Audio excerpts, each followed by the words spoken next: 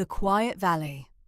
The first light of dawn was a pale wash of rose and gold against the eastern hills, painting the familiar silhouette of the barn against the sky.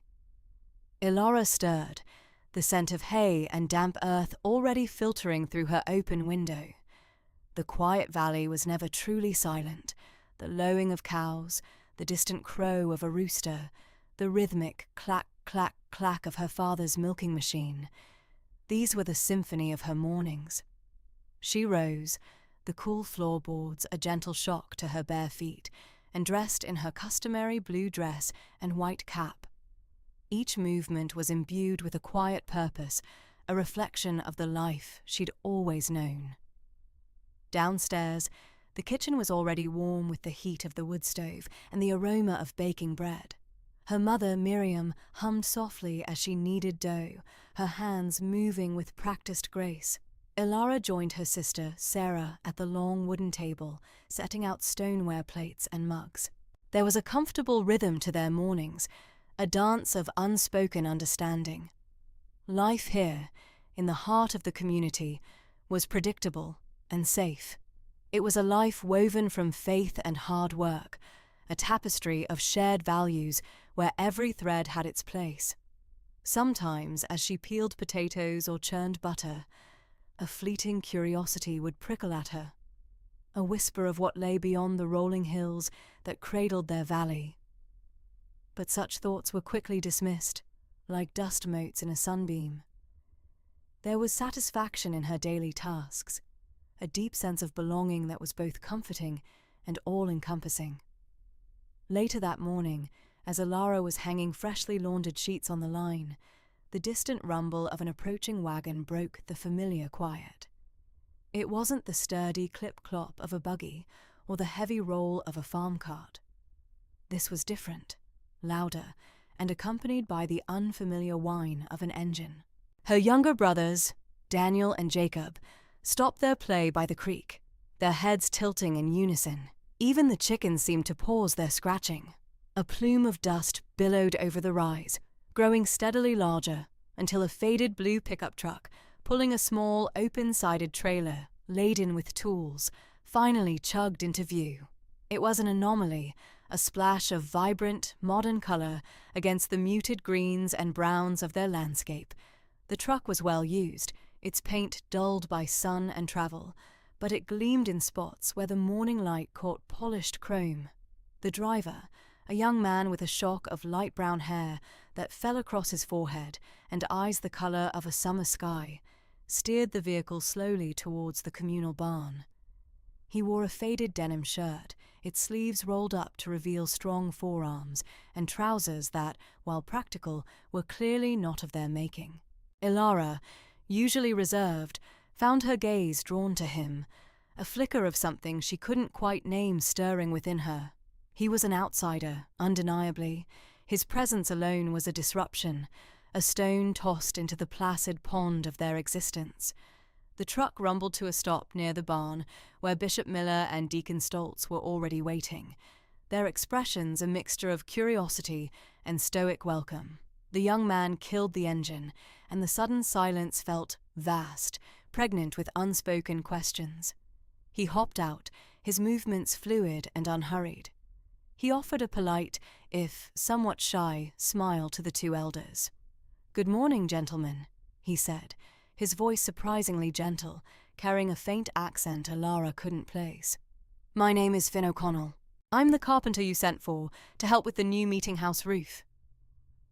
He gestured vaguely towards the back of his truck, where a collection of unfamiliar tools lay neatly arranged, a gleaming circular saw, an electric drill, and what looked like a belt sander. These were not the hand planes and chisels her father and the other men used. These were instruments of speed and efficiency, symbols of the world beyond their fences. Bishop Miller nodded slowly, his gaze lingering on the power tools. "Welcome, Finn. We appreciate you making the journey." His voice was calm, yet Ilara sensed a subtle undercurrent of reservation. Deacon Stoltz, a man known for his practical nature, stepped forward. "Are these all your implements?" he asked, a hint of concern in his tone. Finn's smile broadened, and he ran a hand through his hair. "Yes, sir. I find they help me work quicker, more precisely. I assure you I'm respectful of your ways. I can keep them powered from my truck. No need for your electricity." His eyes, bright and earnest, swept over the surrounding farm, pausing for a moment on Alara, who quickly averted her gaze, her cheeks warming. The interaction was brief, formal, but the air around the barn felt charged. An outsider had arrived, bringing with him not just his skills, but a tangible piece of the world they purposefully kept at bay. Alara finished hanging the last sheet, her hands moving mechanically, her mind replaying the image of Finn O'Connell's open, curious face. The quiet valley had just become a little less quiet. A glimpse of the outside. The mingled scents of sawdust and newly milled timber became synonymous with Finn for Alara, a clean, earthy perfume that clung to him even away from his labour. It was an aroma that settled into her consciousness as readily as the smell of baking bread or damp earth after a spring shower. Her afternoons often found her drawn to the mill, ostensibly for water or herbs from the nearby woods, yet her gaze unfailingly sought the meeting house where Finn worked. Today, he was sectioning planks, his powerful arms moving in a practiced rhythm honed by years with tools. Unlike the rough-hewn planks their own men coaxed from logs with handsaws, Finn's timber was smooth, precise, each cut a testament to the whirring blade of his portable mill. The machine itself was a marvel, a compact engine humming with quiet power, effortlessly processing logs that would consume a dozen men for days. Alara watched, mostly concealed by a leaning willow, as he guided a thick oak log through the saw. The wood shrieked briefly in protest, then yielded to the blade. A fine mist of sawdust rose, dusting his dark hair and settling on the shoulders of his plaid shirt. He wore no hat, his hair catching the sunlight in rich, auburn streaks. He paused, wiping his brow with the back of a gloved hand, and took a long drink from a metal canteen. A peculiar flutter stirred in Alara's chest as his startlingly blue eyes swept across the clearing. For a moment, she feared detection, but his gaze seemed to pass without truly registering her presence. He stretched, muscles flexing beneath his shirt, then returned to work, attaching a fresh log to the guide. A new sensation began to unfurl within Alara, a quiet intrigue that transcended simple curiosity about his tools.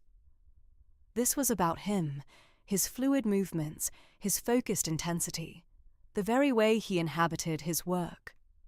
She found herself pondering his world, the one beyond their valley, the one that produced such efficient machines and men in shirts of such vibrant patterns. It was a dangerous thought, she knew, one that strayed from the teachings of humility and separation. Yet it persisted. As the sun began its slow descent, painting the sky in fiery orange and deep purple, Finn concluded his work for the day. He meticulously cleaned his tools, nesting them in a sturdy wooden chest. Alara, still partially obscured by the willow, observed his preparations. He straightened, stretching once more, and then, as if sensing her presence, his gaze landed directly on her. Alara froze, her heart hammering against her ribs. She was too exposed now to feign unawareness. A blush crept up her neck, hot and undeniable. She expected him to look away, perhaps out of respect for her modesty, or simply to dismiss her as a curious local, but he didn't. Instead, a slow smile spread across his face, crinkling the corners of his eyes. Then, he did something utterly unexpected. He lifted a hand and waved, not a subtle, almost imperceptible flick of the wrist, but a full, open-palmed gesture, bold and friendly, seeming to bridge the distance between them. Alara's breath hitched, No man from their community would ever wave at an unmarried woman like that. Not so openly, not with such unself-conscious warmth. It was a breach of decorum, a direct address that bypassed all the careful social structures she knew. For a fleeting second, she was tempted to return the wave, to acknowledge this strange, thrilling interaction, but years of ingrained obedience held her still. She simply stared, her face burning, her mind a dizzying whirl of confusion and a nascent, exhilarating fear. Finn's smile softened, and he slowly lowered his hand, though his eyes lingered on her for another moment before he turned and walked towards the small cabin where he was lodging. Alara watched him go, a strange mix of relief and disappointment washing over her. When he was out of sight, she finally moved, her legs feeling unsteady. The air around her felt charged, different. The familiar landscape of the valley seemed to shimmer with a new light, infused with the echo of a wave and a smile. The quiet intrigue had blossomed into something more, something nameless and unsettling, yet undeniably captivating. She knew, with a certainty that both thrilled and terrified her, that her world had just grown a little larger and a little less predictable. Questions and whispers. The clang of Finn's hammer against a loose board echoed across the yard, a rhythmic punctuation mark to the end of his workday. He wiped his brow with the back of his hand, leaving a smear of sawdust and grime, then turned towards Alara. The sun, dipping below the distant hills, cast long, distorted shadows across the sawmill, painting the air in hues of amber and rose. "Long day, huh?" Finn's voice, though rough from a day of shouting over machinery, held a surprising gentleness as he addressed her. He gestured vaguely towards her buggy, still parked patiently at the edge of the property. "You always wait this late." Alara's cheeks flushed, a warmth spreading through her that had nothing to do with the setting sun. "My father. He sometimes needs assistance with the evening chores," she murmured, the half-truth feeling like a betrayal even as she uttered it. The truth that she had lingered, consumed by an unfamiliar pull, felt too vulnerable to voice. Finn nodded, his eyes the colour of a summer sky, crinkling at the corners. "Makes sense. My dad was the same. Always found something to do after the sun went down." He leaned against a stack of freshly cut lumber, his posture relaxed, almost inviting. "Must be a lot of work, running a farm like yours. Horses, cows, fields." He paused, his gaze sweeping over the simple lines of her dress, the severity of her bonnet. "How do you manage without all the modern conveniences?" Alara's initial defensiveness softened under the genuine curiosity in his tone. It wasn't a question laced with judgment, but rather an honest desire to understand. "We work hard," she began, her voice gaining a quiet confidence. "We rise early, and we work until the tasks are done. We rely on each other, on our community. For tilling the fields, we use horses. For milking, our hands." She gestured to her own, calloused despite her youth. "It's a different way, but it's our way." A thoughtful expression settled on Finn's face. "No electricity, right? So, no lights after dark, no refrigeration." He pushed off the lumber stack, walking slowly towards her, his movements fluid and unhurried. "How do you keep food from spoiling?" "Ice houses in the winter," Alara explained, finding herself drawn into his line of questioning, a strange pleasure blossoming within her. "And we can, and smoke, and preserve many things. We don't waste." "And heat?" he continued, stopping a respectful distance from her, yet close enough that she could discern the scent of sawdust and something uniquely masculine. "Wood stoves, I assume?" She nodded. "And fireplaces. It keeps us warm through the coldest months." She found herself looking directly at him, a boldness she hadn't known she possessed. It's a simple life, but it is a good one. We are content." Finn's gaze lingered on her, a subtle intensity in his eyes that made her heart flutter. "Content," he repeated softly, as if testing the word. "That's something many people in my world chase their entire lives and never truly find." He ran a hand through his slightly damp hair. "So, no phones, no internet, no TV? What do you do for entertainment?" He grinned then, a flash of white teeth that momentarily disarmed her. Ilara's lips curved into a shy smile, a rare expression. "We read, we sing hymns, we gather for church, for community meals. We tell stories, we play games. Sometimes we simply sit and talk." A sudden impulsive thought prompted her to ask, "What do you do for entertainment, Finn?" He chuckled, a rich, warm sound that resonated deep within her. "Oh, movies, music. Sometimes I go to a bar with friends. Reading too when I find the time, but mostly I work. Like you." He paused, and the easy camaraderie between them deepened, the air thick with unspoken understanding. "It sounds peaceful, your life." "It is," Ilara confirmed, her voice barely a whisper.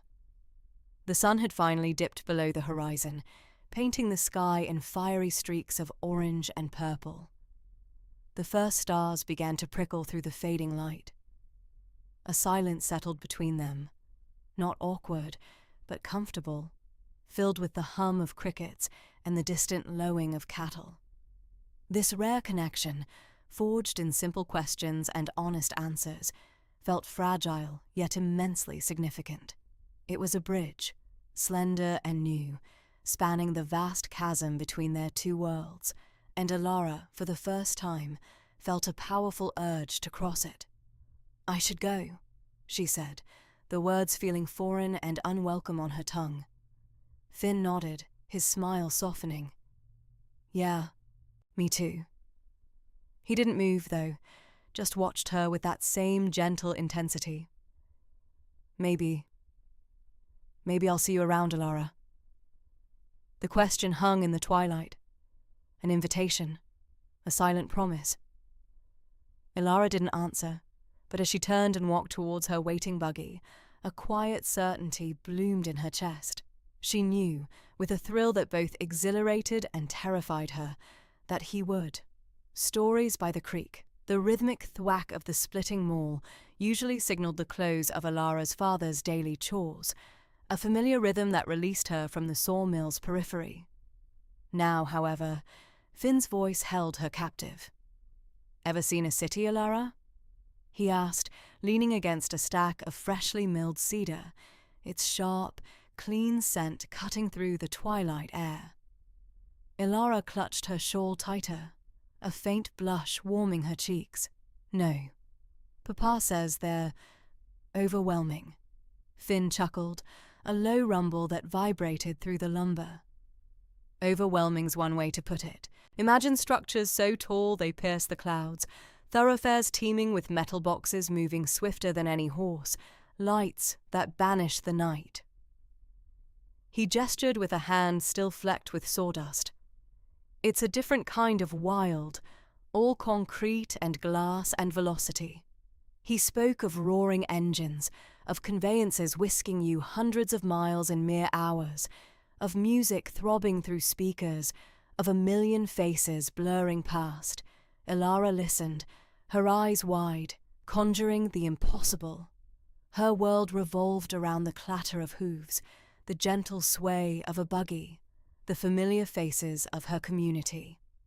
Finn's words opened a portal, not just to another place, but to an entirely different mode of existence. A nascent tendril of longing, foreign and disquieting, unfurled within her. As the sun dipped lower, painting the sky in fiery oranges and deep purples, the sawmill hushed. Ilara's father, Jacob, had long since departed for home. Finn, though, seemed in no hurry. "There's a spot by the creek," he murmured, nodding towards the tree line where the water's whisper was barely audible over the evening cicadas. A bit less exposed.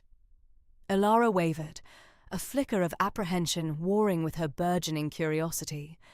This was new, venturing beyond the sanctioned workspace, stepping into a more intimate space with Finn. But the pull was undeniable. She nodded, her heart quickening against her ribs. They walked in comfortable silence, the path uneven beneath Elara's worn boots, Finn's stride long and unhurried beside her. The creek, when they reached it, was a silver ribbon weaving through smooth, moss-covered stones. The air here was cooler, damp with the scent of wet earth and burgeoning life. They settled onto a flat rock, the water's murmur a soothing counterpoint to their quiet presence. "So, you've witnessed all this?" Elara asked, her voice hushed, as if the creek itself might be listening. "Some of it," Finn replied, sending a small pebble skipping across the water, creating a series of expanding ripples. "Enough to know there's far more out there than these woods." He spoke of ocean waves crashing against distant shores, of snow-capped peaks challenging the heavens, of deserts stretching to horizons that seemed to dissolve into the sky. He wasn't boasting, merely sharing, his voice imbued with a quiet wonder that resonated deeply with Elara. She found herself recounting her own world in return, the turning of the seasons, the rhythm of planting and harvest, the simple joy of community gatherings, the steadfastness of their faith. She spoke of her mother's quilting, of the intricate patterns and the stories woven into each stitch. She spoke of the peace inherent in simple living, a life unburdened by the complexities Finn described. Yet, even as she articulated the beauty of her traditions, a subtle shift occurred within her. The world Finn painted, once a distant, almost mythical concept, now took on a vibrant, tangible form. The overwhelming aspect her father warned against began to feel less like a threat and more like an invitation. "It sounds free," Elara whispered, the word a small, tentative secret shared with the rushing water. Finn met her gaze, his eyes reflecting the last vestiges of the fading light. "It is, in its own way, and yours is too, in a different manner. Different kinds of liberation, I suppose."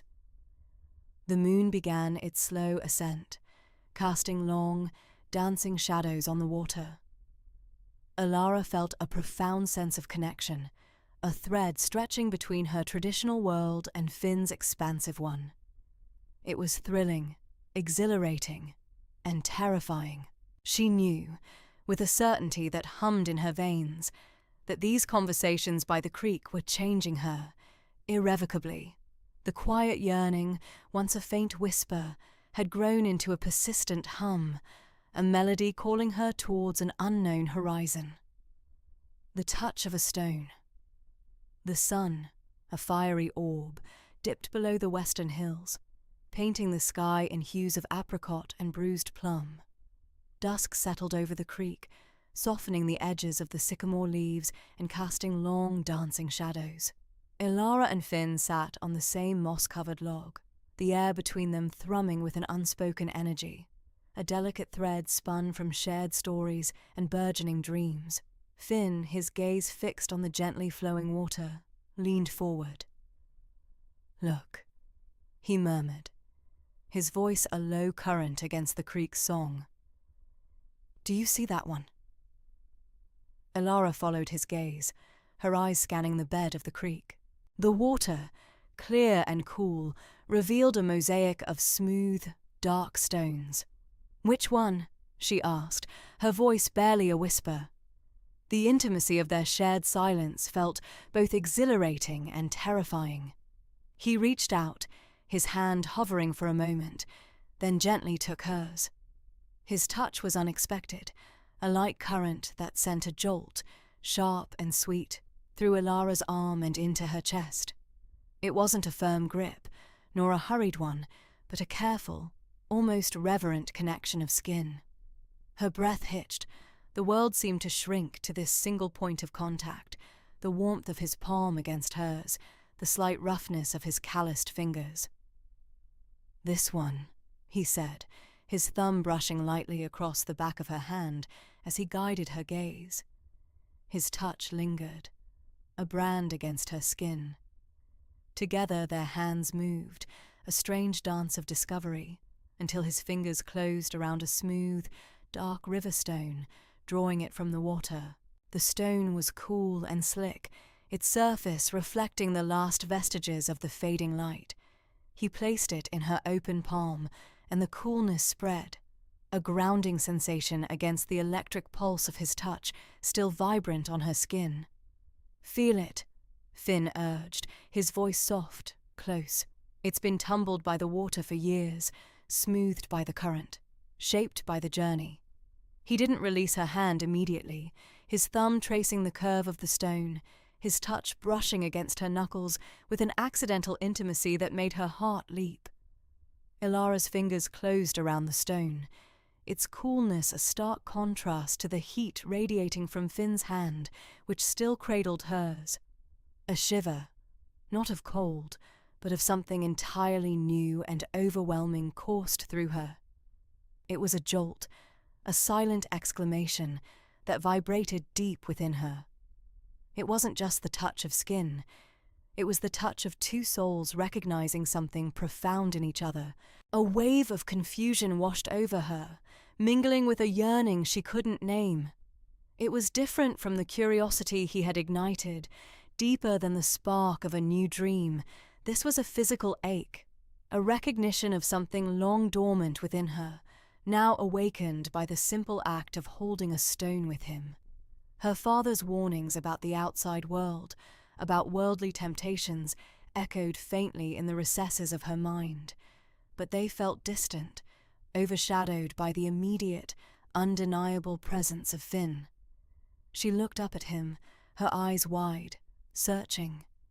His gaze met hers, a silent question in their depths.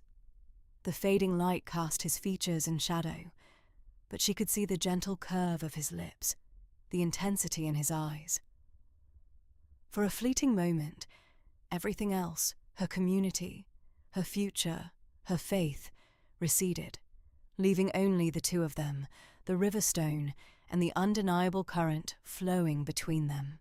Finn slowly withdrew his hand, the warmth lingering on her skin long after he was gone.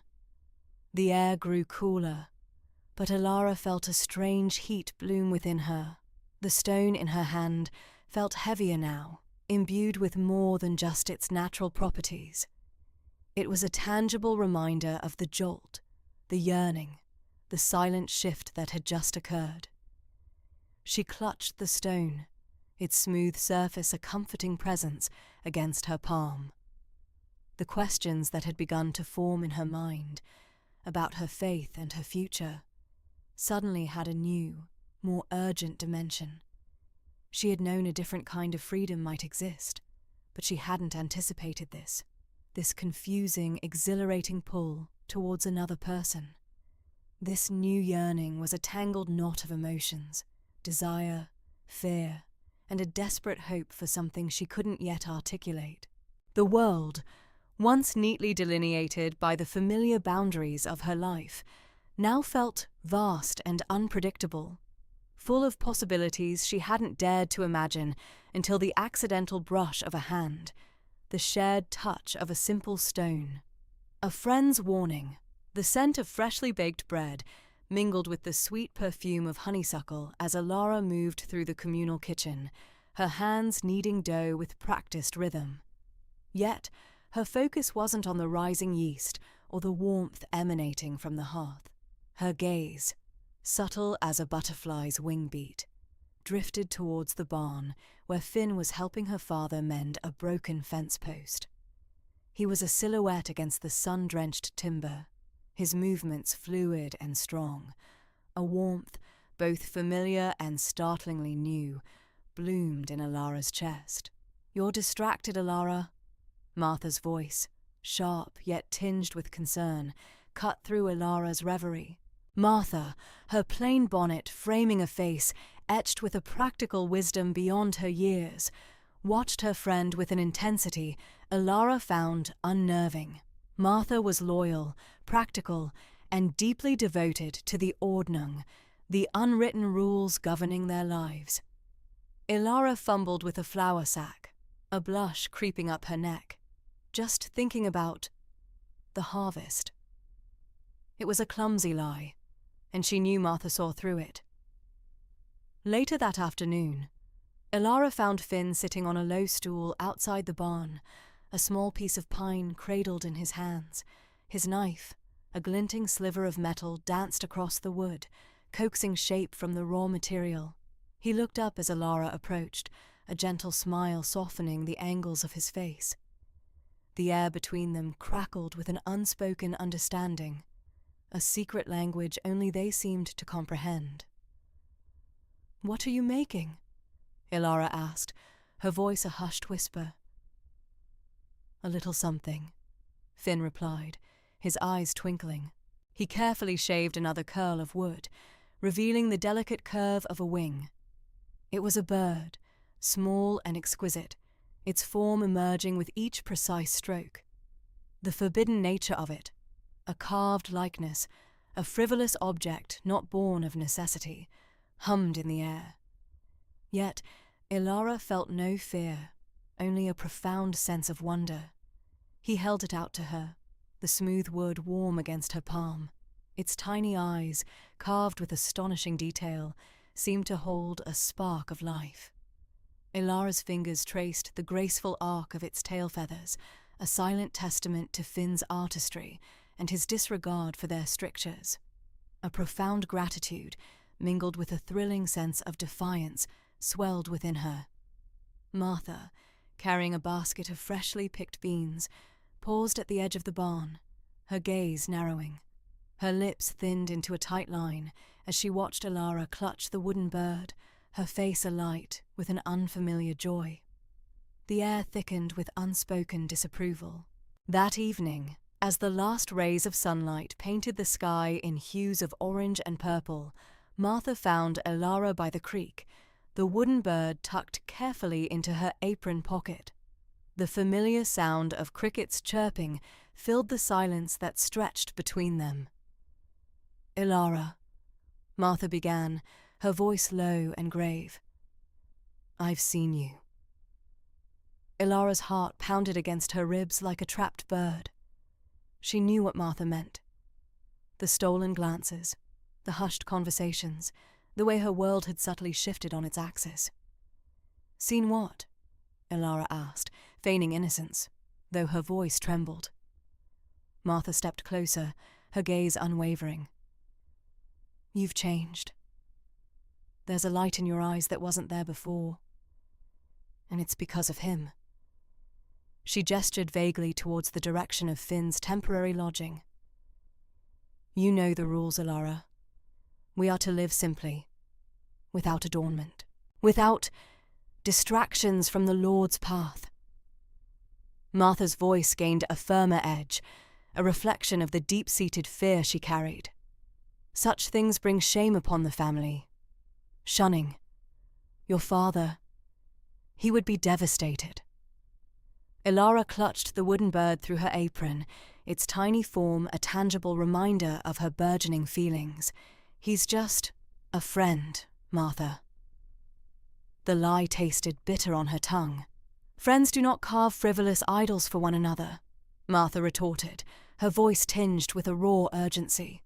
"Friends do not make you forget your duties, your faith, your future in this community. Remember what Father Jacob preaches. The outside world is temptation, a snare for the unwary soul. Finn, he is from that world. He brings its ways here." Elara looked away, her gaze sweeping across the familiar landscape, the winding creek, the ancient oak, the distant fields. They had always been her comfort, her world. Now they felt like boundaries, confining her, holding her back from something she couldn't yet name, but yearned for with an ache deep in her bones. Martha's words, born of loyalty and fear, were a stark reminder of the chasm growing between Elara and the life she was meant to lead. The wooden bird, a symbol of Finn's gentle intrusion, felt heavy in her pocket, a beautiful, dangerous secret. A forbidden kiss. Martha's words echoed in Alara's mind, a mournful refrain against the joyous thrum of her heart. Shame. Shunning. The threats were real, a spectre that haunted every forbidden thought, every stolen glance. Yet the small wooden bird Finn had carved, nestled now beneath her mattress, felt like a tangible defiance. Its smooth, cool surface beneath her fingertips was a constant reminder of his presence, his artistry, his gentle disregard for the invisible walls that confined her. She found herself touching it often, a secret comfort, a silent rebellion. The following days were a blur of chores performed with half-hearted focus, her thoughts perpetually drifting to the familiar sound of Finn's hammer from the barn, the low murmur of his voice as he spoke to her Dade. Each time he passed the kitchen window, their eyes would meet, a fleeting connection that sent a jolt through her.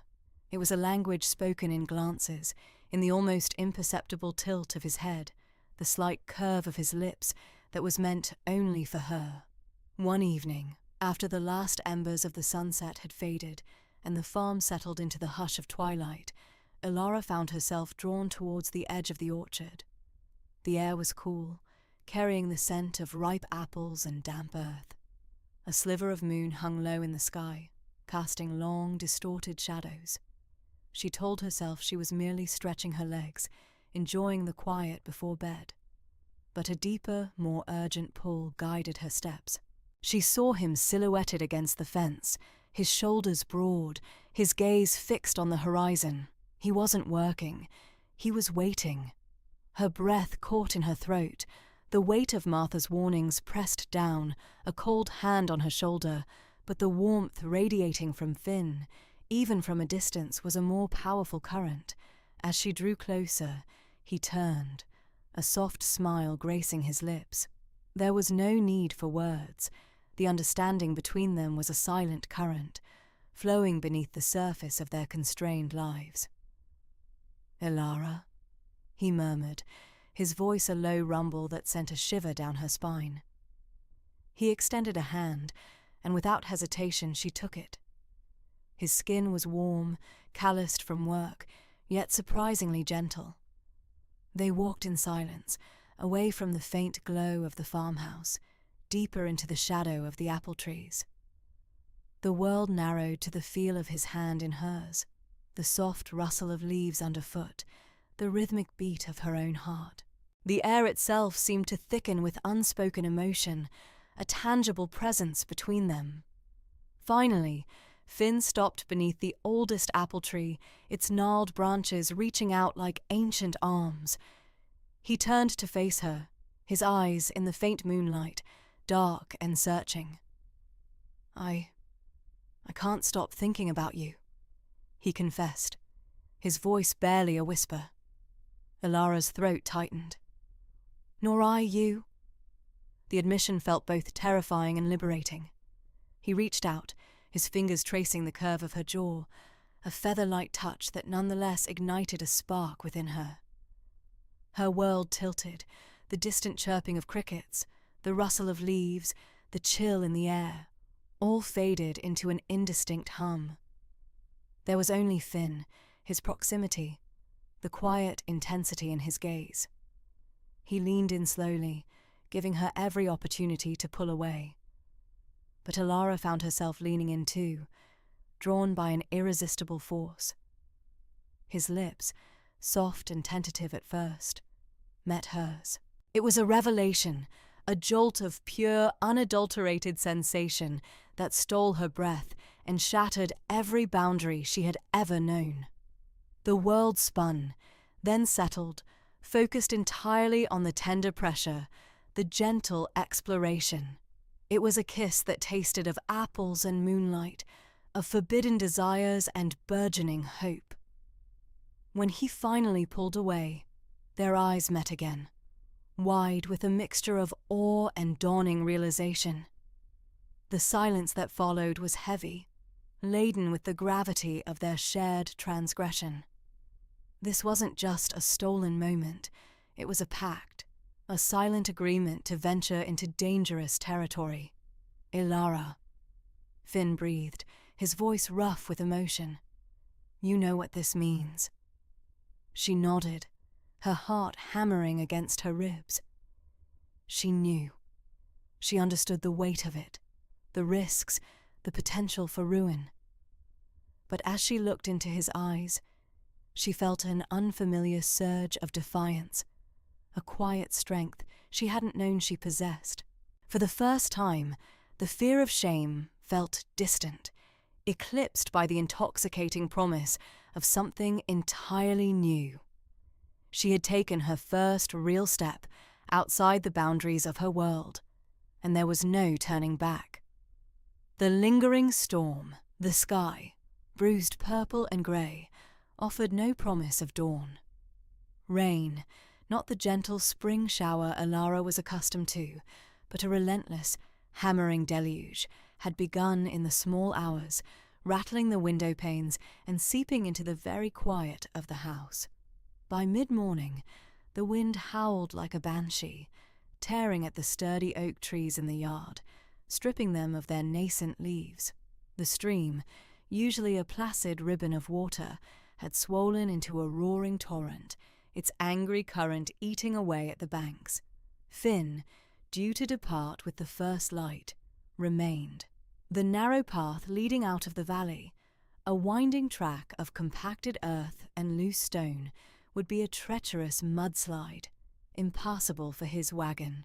The mill, a sturdy sentinel for generations, had not fared well against the storm's fury. A massive oak, uprooted by a particularly violent gust, had crashed against its side, splintering ancient timbers and tearing a gaping hole in its roof. The community would need Finn's skills more than ever. His extended stay was a blessing and a curse. Every shared glance over the breakfast table, every accidental brush of hands as they passed in the narrow hallway, was charged with a dangerous electricity. The memory of his lips on hers, the startling intimacy of his touch, was a constant hum beneath Ilara's skin. It fueled a reckless joy, a defiance that thrilled and terrified her in equal measure, but it also amplified the suffocating weight of their secret. Martha's knowing gaze seemed to linger on Ilara a moment too long, her silence more potent than any spoken accusation. Even Ilara's father, usually absorbed in the rhythms of his farm, seemed to sense a subtle shift in the household's equilibrium, his brow furrowed with an unspoken concern. The days bled into one another, each one a tense ballet of near misses and stolen moments. Finn's presence was a palpable force, a vibrant splash of colour in Ilara's muted world. He worked tirelessly at the damaged mill, his broad shoulders straining against heavy planks, his hammer blows ringing out a rhythmic counterpoint to the persistent drumming of the rain. Ilara found herself drawn to the mill, ostensibly to deliver fresh bread or hot cider, but truly to simply be near him. One afternoon, the rain momentarily slackened to a drizzle, and Ilara brought him a cup of steaming coffee. He was up on a ladder, replacing a shattered window pane, his hair damp and clinging to his forehead. He paused, his blue eyes meeting hers across the dim interior of the mill. The air crackled. He descended slowly, deliberately, and took the cup from her hand. His fingers brushed hers, a fleeting contact that sent a shiver through her. "Thank you, Ilara," he murmured, his voice a low rumble. His gaze held hers, a silent conversation passing between them that spoke of the orchard, of promises made and boundaries crossed. The storm. "It seems it will never end," she whispered, her voice barely audible above the creaking of the old mill. He took a slow sip of the coffee, his eyes still fixed on her. "Some storms linger, but eventually, they always break." He leaned closer, his voice dropping further. "Are you all right? She nodded, though a knot of anxiety tightened in her stomach. It's hard to pretend. He reached out, his thumb gently stroking the back of her hand, a gesture both tender and bold. I know, but we'll find a way. We have to. The touch was brief, almost imperceptible, yet it felt like a brand. She pulled her hand away, not out of rejection, but out of a sudden, overwhelming fear of discovery. Her heart hammered against her ribs, a frantic drumbeat of warning. Martha had been particularly watchful that morning, her eyes sharp and discerning. The risk felt suffocating, a heavy shroud pressing in on her from all sides. Later that evening, as the rain resumed its relentless assault, Elara sat by the window, watching the rain-lashed darkness. The wind rattled the panes, a mournful lament. Finn was a powerful current, pulling her into uncharted waters, and she was adrift, exhilarated and terrified in equal measure. The joy of their shared secret warred constantly with the crushing fear of its inevitable unveiling. Her world, once so clearly defined, was now a confusing tapestry of forbidden desires and unavoidable truths. The lingering storm outside mirrored the tempest within her, a storm that threatened to tear apart everything she had ever known. She knew, with a certainty that chilled her to the bone, that the tranquility she had once cherished was gone, replaced by a perilous, thrilling uncertainty. The pressure to keep their love hidden was becoming unbearable. The betrayal, the relentless drumming of rain against the windowpane, became the tumultuous rhythm of Elara's heart. Again, Finn, his shirt moulded to his wide shoulders, awaited her by the ancient maple, its boughs now weeping with the day's sorrow. Their once tentative conversations had unfurled into hushed visions of a future she'd scarcely dared to conjure. He spoke of distant cities, of untold books, of a world beyond the valley's grasp, and with each word, a dangerous, exhilarating tendril of hope coiled around her spirit. Today, his hand had grazed hers, a fleeting electric current that ignited a conflagration within. A small, defiant smile played on her lips as she retraced her steps, the scent of damp earth clinging to her, a stark counterpoint to the blossoming joy in her breast. Yet, that joy was ever eclipsed by a creeping dread, a cold clamp that tightened with every groan of the floorboards, every rustle beyond her window. Martha's presence had become a palpable weight. Her gaze sharper, more discerning, it was a silence dense with unspoken meaning, pressing down on Elara's already fragile composure. Slipping into the kitchen's quiet hum, Elara found Martha by the hearth, stirring the embers. Martha kept her eyes down, but Elara felt the searing heat of her unspoken questions, a judgment more potent than any shouted accusation. Later that evening, as twilight's last vestiges bled into the encroaching darkness, Martha stood by her own window, hands clasped tightly. She had witnessed them again, silhouettes against the stormy canvas, two figures drawn together by an unseen, potent bond. The sight had twisted something visceral within her, a knot of bewilderment and sorrow. Elara, her confidant, her sister in faith, was veering, drifting further from the hallowed path they'd both been taught to tread since infancy. Martha had perceived the dangerous flicker in Elara's eyes, a glow that spoke of forbidden yearnings. Her heart ached for Elara, for the maelstrom she knew her friend must be enduring, but a deeper, more profound fealty tugged at her. The community, their way of life, the sacred traditions passed through generations, these were not trifles, not even for love. A cold certainty settled deep within Martha. She had tried, in her subtle way, to warn Elara, to convey the gravity of her actions through her quiet vigilance. But Elara, enthralled by something Martha couldn't fathom, had not heeded the silent admonitions. The weight of this secret had grown too much for Martha to bear alone. She paced her small room, the floorboards groaning under her troubled steps, each creak a whisper, a reminder of her duty, her unwavering commitment to their shared faith. She saw her father's unyielding face, the bishop's solemn pronouncements, the expectant eyes of the community. What if Ilara's choices imperiled them all? What if this fissure in their ancient wall invited ruin? With a deep, shuddering breath, Martha made her decision. The air grew thick with its unspoken gravity. She drew on her shawl, the familiar wool offering scant comfort against the chill that had seeped into her bones. The path to the bishop's house lay cloaked in shadow, lit only by the faint gleam of the moon piercing the clouds.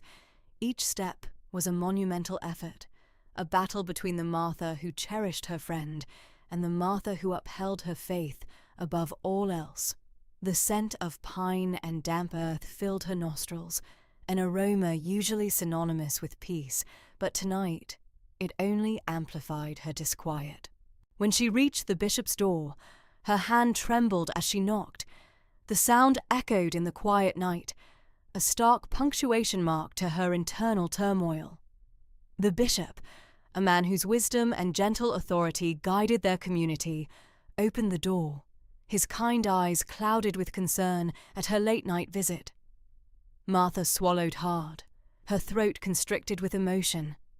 The words, when they finally came, were a painful whisper, each syllable a betrayal that tore at her soul. She spoke of Finn, of Ilara, of the clandestine meetings by the maple tree, the stolen glances, the quiet moments that had blossomed into something forbidden.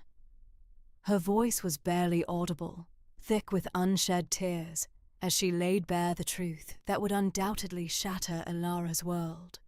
The bishop listened, his expression growing graver with each confession, the lines on his face deepening with the weight of her words. Martha felt a profound ache, a mixture of stark relief and crushing regret, knowing that in her loyalty to the community, she had irrevocably fractured her friendship. The betrayal, she knew, would wound Ilara deeper than any physical blow. The community's judgment. The scent of wood smoke usually brought Ilara a sense of comforting familiarity, but today it only deepened the knot of dread in her stomach. A summons had arrived from Bishop Elias, not just for her, but for Finn as well. The messenger, a young boy with wide, unblinking eyes, had delivered the terse message at her doorstep, his voice barely a whisper. Finn. The name hung in the air, a forbidden fruit now exposed to the harsh light. Ilara had tried to glean more from the boy, but he had merely shaken his head, his face a mask of solemnity beyond his years. Panic, cold and sharp, pricked at her. Martha. The thought was immediate, damning. Martha's watchful eyes, her increasingly distant demeanor, the way her lips had thinned with disapproval in recent days. It all clicked into place with sickening clarity. Martha, her friend, had chosen loyalty to the community over loyalty to Ilara. The betrayal stung more fiercely than any anticipated punishment. She found Finn waiting by the ancient maple tree, its leaves a riot of fiery orange against the pale autumn sky. He leaned against its rough trunk, whittling a small bird from a piece of pine, his brow furrowed in concentration. The sight of him, so calm and grounded amidst her internal storm, was a brief balm, quickly overshadowed by the weight of the summons. Finn, she said, her voice barely audible. He looked up, his eyes the colour of warm earth meeting hers. A smile, easy and genuine, touched his lips, but it faltered as he saw her face. "What is it, Ilara? You look like you've seen a ghost." "The bishop," she whispered, her hands clasped tightly before her. "He sent for us, both of us. A community gathering tonight." The whittling knife stilled in his hand. The small wooden bird, half-formed, lay forgotten on his lap. His smile vanished, replaced by a grim set to his jaw. "Tonight?" She nodded, unable to meet his gaze. The warmth of their shared dreams, the whispers of a future beyond the valley, seemed to shrivel under the sudden cold blast of reality. The vibrant maple leaves suddenly felt like a mockery, their brilliant defiance against the coming winter a stark contrast to the stifling conformity that awaited them. The meeting hall was usually a place of joyous hymns and shared meals, but tonight the air thrummed with a nervous energy that vibrated against Alara's skin. Every bench was occupied, the faces turned towards the raised platform, a sea of somber expressions. Women in their dark bonnets and dresses sat on one side, men in their plain suits and broad-brimmed hats on the other, a visual representation of the rigid order that governed their lives. The usual gentle chatter was replaced by a low, uneasy murmur, like a distant swarm of bees. Bishop Elias stood at the podium, his face grave, his usually booming voice hushed as he began to speak. "Brothers and sisters, we gather tonight not for celebration, but for reflection and for guidance." His eyes, usually twinkling with good humor, swept across the assembled faces, lingering for a moment on Alara and Finn, who stood together near the back, isolated by an invisible cordon of silence. "It has come to my attention," the bishop continued, his voice gaining a quiet authority that brooked no argument, "that a situation has arisen amongst us, one that challenges the very foundations of our faith and community." He paused, allowing his words to sink in, the silence in the hall growing heavy, almost suffocating. Alara felt Finn's hand brush hers, a fleeting, reassuring contact that felt both defiant and utterly vulnerable. Then, the words came, stark and unadorned. "Alara, daughter of Abram and Sarah, has formed an attachment with Finn, a man from outside our plain ways." A collective gasp rippled through the room, the murmuring intensified, a wave of shock washing over the community. Faces turned, eyes wide with disbelief, landing on Alara and Finn like stones. Alara felt her cheeks flush crimson, a hot wave of shame engulfing her. She could feel the weight of their judgment, a tangible force pressing down on her. Young women averted their gazes. Older women shook their heads slowly, their expressions a mix of sorrow and condemnation. She saw Martha in the third row, her head bowed, her hands clasped tightly in her lap. Martha wouldn't meet her eyes. The depth of the betrayal settled in Alara's chest, a cold, hard lump. Finn, however, stood tall, his gaze unwavering as he met the stares of the community. His presence, so steadfast and unyielding, was a small comfort amidst the overwhelming exposure. The murmurs grew louder, punctuated by whispered questions and shocked exclamations. It was unprecedented. Never before had such a breach of their traditions been so openly declared, so brazenly brought before the entire community. The very air seemed to crackle with the unspoken outrage, the quiet horror of a world suddenly turned upside down. The carefully constructed order of their lives had been disrupted, and the community grappled with the enormity of it, unsure how to respond to this blatant defiance of their sacred rules. A declaration of love. The meeting house air grew dense, heavy with the collective shock that rippled through the congregation after Bishop Elias's condemning words. Alara felt a strange disengagement, observing the scene as if from a great remove. Her cheeks burned, not with shame, but with a burgeoning defiance. She glanced at Finn, his jaw resolute, eyes fixed, a silent bulwark against the mounting accusations. Though his knuckles were white from a subtle clenching, his stance remained unyielding. A tremor ran through her, not of fear, but of an unfamiliar steeliness. This, then, was the cusp, the unravelling of her carefully constructed world. Yet what if it wasn't an end, but a genesis? What if the demolition of one life simply cleared the ground for another to bloom? She inhaled deeply, drawing in the mingled scents of damp earth and aged timber. The room's hush was profound, broken only by the soft rustle of shifting fabric as all eyes converged on her. She felt the palpable press of their judgment, a weighty force. Still, in that instant, a clarity she hadn't known she possessed settled within her. Bishop Elias. Ilara's voice, though soft, possessed an unexpected resonance in the profound stillness. Every head swiveled, every gaze impaled her. She saw Martha among the faces, pale and wide-eyed with a mix of guilt and alarm. Their eyes met briefly, a fleeting shadow of sorrow crossing Ilara's features before she refocused on the bishop. He blinked, startled by her audacity. "Ilara," he stated, his voice edged with warning, "this is not the moment for interruptions." "With respect, Bishop," Ilara persisted, her voice gaining momentum. "It is precisely the moment. You have spoken of my attachment to Finn.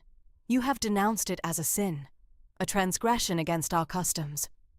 She paused, her eyes sweeping across the faces of her community, faces etched with surprise, disapproval, and a few, she noted, with a flicker of pity.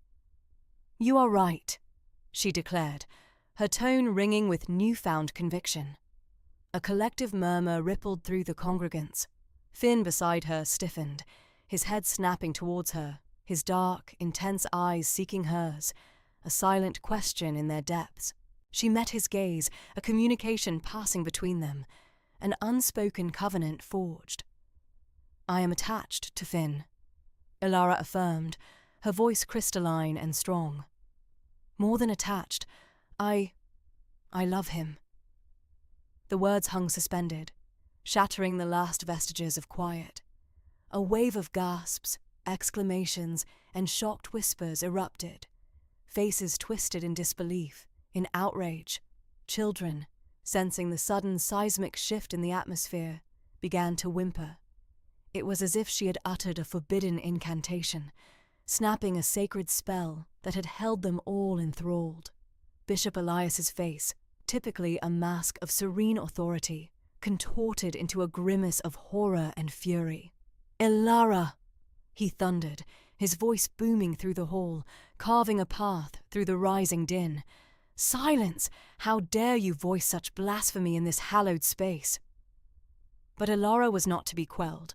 A profound sense of liberation surged through her, a lightness she hadn't realized she craved. The fear had vanished, supplanted by an exhilarating rush of truth. "It is not blasphemy, Bishop," she countered, her gaze unyielding. "It is my truth. Finn has revealed a world beyond my former ken. He has opened my eyes and my heart." She turned to Finn, reaching out to take his hand. His fingers, initially rigid, clasped hers tightly, a comforting, steadfast presence. "I love him," she reiterated, her voice softer now, yet imbued with an undeniable tenderness. "And I will not disavow it." The reaction was instant and visceral. Several women gasped, hands flying to their mouths. Men muttered angrily, their brows furrowed. The air crackled with condemnation, with the tangible mass of their disapproval. Whispers of shameful and unclean slithered through the room. Ilara felt a pang, a deep ache for the severance from her community, her family. But it was transient. The warmth of Finn's hand in hers anchored her, a silent pledge amidst the tempest. Bishop Elias, his face mottled with rage, slammed his fist on the podium. "This is an abomination!" he roared, his voice trembling. "A defiance of God's will and our sacred traditions. Such a declaration cannot stand." His eyes, usually placid, blazed with an icy fury. "Ilara, you have chosen your course, and it is a course that leads away from us." The implication hung heavy, a chilling pronouncement of excommunication. Ilara felt a sudden chill, a stark glimpse of the reality of her choice. But even as its weight threatened to crush her, she looked at Finn, at the unwavering strength in his eyes, and knew, with absolute certainty, that she had made the only choice she could. The heavy choice. The collective gasp after Bishop Elias's pronouncement solidified into a suffocating weight, pressing down on Alara. Yet, beneath it, a strange, wild lightness bloomed in her chest. Finn's warm, calloused hand tightened around hers, a silent anchor in the churning storm. The bishop, his face a grim mask of disappointment, raised a hand, stilling the nascent murmurs. "Ilara," his usually resonant voice now edged with weary sorrow, "you have declared yourself. Now you must choose. Renounce this attachment," he spat the word like venom, "and return to the fold, to your family, to your God. Or walk the path of the outsider, with him." His gaze flickered to Finn, a flash of disdain. "But know this, choose him, and you choose excommunication. You will be shunned, your family, friends, community. They will not speak to you, not break bread, not offer solace. You will be isolated in the world you have chosen." Anticipated yet devastating, the word struck Alara with the force of a physical blow. The path ahead was stark. On one side, the familiar cadence of hushed mornings and communal prayers, the scent of fresh-baked bread, her sister's knowing glances, her father's quiet strength. But it would be a life tainted by a lie, hollowed by a heart yearning for something more. On the other, Finn. His laughter, the crinkle at the corners of his eyes when he smiled, the comforting weight of his hand. A world unknown, boundless, terrifyingly free. A dizzying panorama of her life unfurled, the rhythmic churn of butter, the rough linen against her skin as she ironed, the lingering scent of wood smoke from days in the fields. These were the threads of her existence, woven into her very being. To sever them felt like tearing away a piece of her soul. Yet, to remain would mean sacrificing a larger part, the one that had awakened with Finn's touch, that longed for a life beyond their community's fences. The assembly's silence was not empty. It thrummed with unspoken pleas, judgments, a profound collective sorrow. She saw her mother's pale, drawn face, eyes pleading with an anguish Alara had never witnessed. Her father, a pillar of quiet strength, seemed diminished, stooped under an invisible burden. Her sisters averted their gazes, a silent testament to the chasm already opening between them. Finn's thumb stroked the back of her hand, a gentle reassurance. He remained silent, his presence a solid, unwavering force. He wouldn't make this choice for her, nor would she ask him to. This was hers alone. The weight pressed on her chest, constricting her breath, yet a fierce determination began to coalesce within her. She looked at the faces she had known since birth, a tapestry of anger, pity, fear, regret, but beneath it all, she sensed a rigid adherence to custom, a fear of the unknown mirroring her own internal struggle. Their world was ordered, predictable, safe. Her choice, whatever it might be, threatened that order. The air in the meeting house grew dense with unspoken tension. The tick of the old grandfather clock echoed in the vast quiet, each beat a tiny hammer, striking the anvil of her decision. She imagined the biting winter cold without her family's hearth, the quiet ache of loneliness without her community's familiar presence. She envisioned the whispers, the turned backs, the hollow echo of her own name, unacknowledged. But then she looked at Finn. His eyes, clear and steadfast, held no judgment, only unwavering support. In them, she saw the promise of a different kind of warmth, a different kind of belonging. A belonging forged not by birthright or tradition, but by shared dreams and a love that had dared to defy every boundary. The choice, when it came, felt less like a decision and more like an unfolding, an inevitable path she had been walking since Finn's arrival. The words formed on her lips, dry and hesitant at first, then gaining strength, a quiet resolve blooming in her voice. Towards the unknown. The silence in the bishop's small office was a living thing, thick and suffocating, pressing in on Alara from all sides.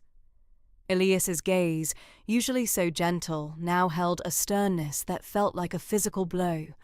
Her mother's soft whimpers, her father's rigid posture, they were ghosts in the periphery, painful reminders of the chasm that had opened. But it was Finn's hand, warm and firm around hers, that tethered her, a single anchor in a sea of despair and expectation. She looked at their clasped hands, then up at him. His eyes, usually dancing with an easy humour, were serious, watchful. He offered no words, no pressure, simply a quiet strength that resonated deep within her. It was a mirror of the path she had been walking, a path paved with stolen glances, whispered conversations, and a growing understanding that her world, once so clearly defined, was no longer enough. The decision, stark and brutal as it was, felt less like a choice and more like an affirmation of an inevitable truth. She had already chosen him, long before this ultimatum. Every shared smile, every illicit touch, every moment of genuine connection had been a step away from her old life, a step towards him. A deep breath shuddered through her, carrying with it the scent of old wood and the lingering incense from Sunday service. She felt the weight of generations, the pull of community, the fear of the unknown. But beneath it all, a different sensation bloomed, a fierce, quiet certainty, an unshakable conviction that this was where she belonged, with him, wherever that might lead. She lifted her head, meeting Bishop Elias's gaze without flinching. Her voice, when it came, was steady, though a tremor ran through her hand. "I cannot renounce him, Bishop. My heart, it is with Finn." The words hung in the air, shattering the fragile peace. Her mother's cry was sharper now, a strangled sound of grief. Her father bowed his head, his shoulders slumping as if a great weight had been placed upon them. Elias's expression remained unchanged, a mask of sorrow and duty. "Then it is done," he said, his voice grave, devoid of the warmth she remembered from countless sermons. "You are no longer one of us, Alara. The fellowship is broken." The pronouncement, though anticipated, still struck her with a cold dread. It was absolute, final. The ties that had bound her since birth were severed, not with a gentle loosening, but a sharp, definitive cut. The air in the room suddenly felt thin, the walls pressing in. Finn's grip tightened, a silent promise.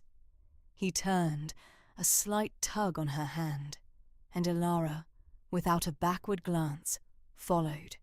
Each step felt heavy, yet simultaneously light, as if she was shedding layers of expectation and obligation with every movement. They passed through the outer room, where a few elders stood, their faces etched with a mixture of pity and condemnation. No one spoke, no one met her eye. She was already invisible to them, a ghost passing through her own life. They stepped out of the bishop's house into the crisp autumn air. The sun, usually a comforting presence, now seemed to highlight the stark reality of her situation. The familiar path that led away from the community, towards the main road, stretched before them. It was a path she had walked countless times, but never with such a profound sense of finality. Hand in hand, they walked. The rhythmic crunch of their shoes on the gravel path was the only sound, a counterpoint to the thunderous silence of her excommunication. The tidy rows of cornfields, the sturdy barn, the distant sounds of children playing, they were all receding, becoming memories even as she still saw them. A pang of loss, sharp and unexpected, pierced her. This was her home, her world, and she was walking away from it, forever. But then, Finn squeezed her hand again. She looked at him, truly looked at him, and saw not pity, but resolute hope in his eyes. He wasn't just walking with her. He was walking for her, towards something new, something that was entirely theirs. The world stretched out beyond the familiar boundaries of her community, vast and unknown, a tapestry woven with possibilities she had only dared to dream of.